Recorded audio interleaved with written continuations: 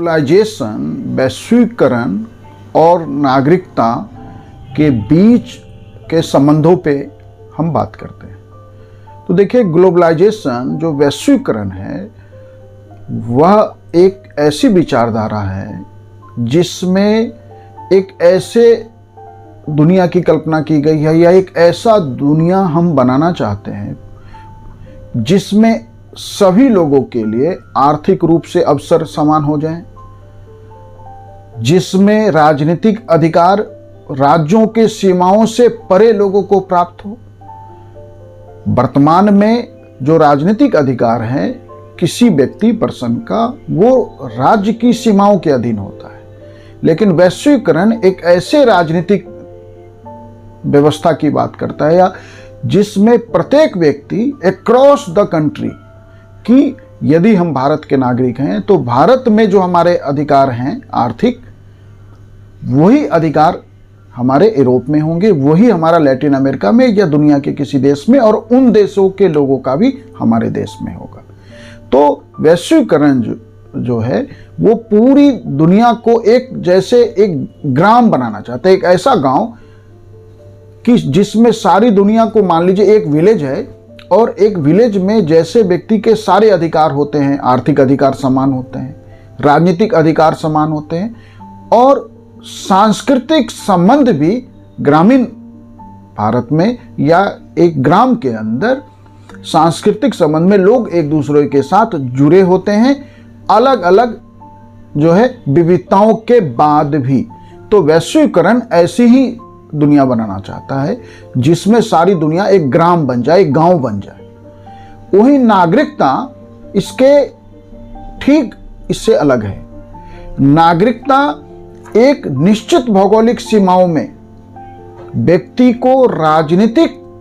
और कानूनी अधिकार देता है, जिस राजनीतिक अधिकार के अंतर्गत उसे, जैसे हम अपने देश की बात करें तो एज ए सिटीजन जो हमारे नागरिकता के अधिकार हैं, राजनीतिक अधिकार, उसमें कई सारे ऐसे संविधान में प्रावधान है जो सिर्फ देश के नागरिक होने के नाम पे ही मिल सकता है, या नागरिक हैं तो ही वे राजनीतिक अधिकार आपको प्राप्त होंगे। कानूनी अधिकार भी तभी आपको प्राप्त होंगे कि जैसे कि जब हम कहते हैं कि एक व्यक्ति भारत में राष्ट्रपति बन सकता है, तो राष्ट्रपति बन सकता है, ये बनने का जो कानूनी अधिकार है और राजनीतिक अधिकार है, उसमें पहली शर्त है कि आप भारत के नागरिक होने चाहिए, या दुनिया के और भी देशों में ही प्रावधान है। तो ग्लोबलाइजेशन सारी दुनिया को एक ग्राम बनाना चाहता है और नागरिकता जो है, जो सारी दुनिया को एक गांव में हम बदलना चाहते हैं, उसमें सबसे बड़ी बाधा ही नागरिकता, और नागरिकता के पीछे जो विचारधारा काम करती है वह है राष्ट्रवाद, कि हर नागरिकता के साथ एक राष्ट्रवाद की धारा जुड़ी है कि भारत महान है। अब जब भारत महान है तो इसका अर्थ है कि कोई दूसरा देश उतना महान नहीं हो सकता है, बाकी सब लेसर महान है। तो नागरिकता और ग्लोबलाइजेशन दो अलग अलग विचारधारा है। अब हम दुनिया में नागरिकता तो जो है 2-3 शताब्दियों का स्थापित धारा हो गया है और ग्लोबलाइजेशन को अब हम सारी दुनिया में स्थापित करना चाहते हैं। तो ग्लोबलाइजेशन के रास्ते में जो सबसे बड़ी बाधा है, यदि ग्लोबलाइजेशन एक ऐसी वैश्विक प्रक्रिया है जिसमें सारी दुनिया को एक गांव में बदलना है, तो वही नागरिकता व्यक्ति को जो है व्यक्तिगत और जो राजनीतिक अधिकार है वो एक भौगोलिक सीमाओं में देने की बात करता है। तो दोनों में ये टकराव है। तो नागरिकता के साथ जो राष्ट्रवाद है उसमें वैश्वीकरण संभव ही नहीं है। सबसे बड़ी बाधा ही वही है। नागरिकता जो है राजनीतिक सदस्यता की बात करता है,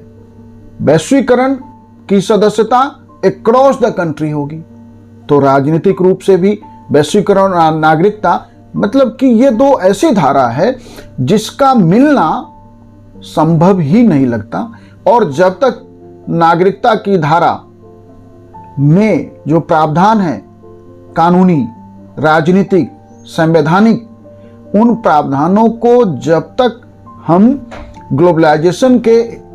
उद्देश्यों को, ग्लोबलाइजेशन के ऑब्जेक्टिव को प्राप्त करने के लिए बदलते नहीं, तब तक ग्लोबलाइजेशन के रास्ते में जो सबसे बड़ी बाधा है वो नागरिकता है, और नागरिकता के पीछे जो मजबूत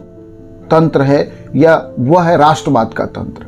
तो नागरिकता, यदि राष्ट्रवाद ग्लोबलाइजेशन के रास्ते की सबसे बड़ी बाधा है तो उसका कारण है नागरिकता। ग्लोबलाइजेशन व्यक्ति को स्वतंत्रता और अधिकार को वैश्विक मान्यता देता है कि एक व्यक्ति की स्वतंत्रता और जो अधिकार है, एक अमेरिका में रहने में के दौरान जो प्राप्त होगा स्वतंत्रता अधिकार, वही भारत में, वही चीन में, वही जापान में, वही कोरिया में। नागरिकता ठीक इसके उलट है। नागरिकता व्यक्ति की स्वतंत्रता, हम भारत में जो स्वतंत्रता देते हैं, भारत के यदि राजनीतिक सदस्यता आप रखते हैं तो अमेरिका में, कोरिया में, जापान में वो अधिकार और स्वतंत्रता आपको नहीं प्राप्त होंगे। तो नागरिकता और वैश्वीकरण जो है, ये दो ऐसी धारा है जो एक दूसरे के विरोध में लगता है कि काम कर रहा है। हम ग्लोबलाइजेशन की एक मजबूत विचारधारा लगा कि सारी दुनिया, जिस तरह WTO आई, विश्व व्यापार संगठन के आने के बाद, कि सारी दुनिया को जो है वैश्विक दुनिया में बदल दिया जाएगा, सारी दुनिया को एक गांव में बदल दिया जाएगा, कि जैसे गांव में किसी व्यक्ति के कहीं आने जाने, निवास करने गांव के किसी हिस्से में, गांव में कोई काम धंधा व्यवसाय करने पे, या गांव की जो राजनीतिक अधिकार हैं, या वहाँ के जो सामाजिक अधिकार हैं, या ग्राम में जो स्वतंत्रता है, ये सभी व्यक्ति को समान रूप से प्राप्त होता है। हम ऐसी दुनिया ग्लोबलाइजेशन में बनाना चाहते हैं। तो नागरिकता के रहते क्या ग्लोबलाइजेशन संभव है, या नागरिकता के प्रावधानों के साथ और नागरिकता के पीछे जो मजबूत विचारधारा है राष्ट्रवाद का, उस राष्ट्रवाद की विचारधारा के साथ क्या वैश्वीकरण संभव है? मुझे लगता है कि वैश्वीकरण के रास्ते की सबसे बड़ी बाधा नागरिकता, और वो बाधा रहेगी भी। क्यों? क्योंकि यदि कोई व्यक्ति अफगानिस्तान का नागरिक है तो अफगानिस्तान के पीछे जो राष्ट्रवाद है, वह व्यक्ति अमेरिका में यदि जाए और वैश्वीकरण के तहत यदि हम उसे वो सारे अधिकार दे भी दें, तो क्या अमेरिका के लिए उसका कमिटमेंट, रिस्पॉन्सिबिलिटी, अकाउंटेबिलिटी वही होगा? नहीं। यदि मैं भारत का नागरिक हूं तो भारत के लिए जिस तरह मैं अपनी ड्यूटी समझता हूं, भारत जो मुझे अधिकार देता है, यदि अमेरिका में मैं चला भी जाऊं और अमेरिका मुझे वो अधिकार भी दे दे, फिर भी मैं वो अमेरिका के लिए उस तरह ड्यूटीफुल नहीं हो पाऊंगा, क्योंकि राष्ट्रवाद के कारण मैं जो है भारत के प्रति ज्यादा कर्तव्य समझूंगा, या राष्ट्रवाद के प्रभाव में आकर व्यक्ति जो अपनी जन्म का देश है उसके प्रति जिस तरह भावनाओं से जुड़ा होता है राष्ट्रवाद के कारण, वैसे में यदि आप वैश्वीकरण में उसे विश्व की नागरिकता दे भी दे तो वह दूसरे देश में जाकर उसे अपना देश नहीं मानता, और वहां के लोग भी उसे स्वीकार नहीं करते उस रूप में। इसलिए वैश्वीकरण के रास्ते की सबसे बड़ी बाधा जो है नागरिकता और उसके पीछे की विचारधारा राष्ट्रवाद है। Thank you.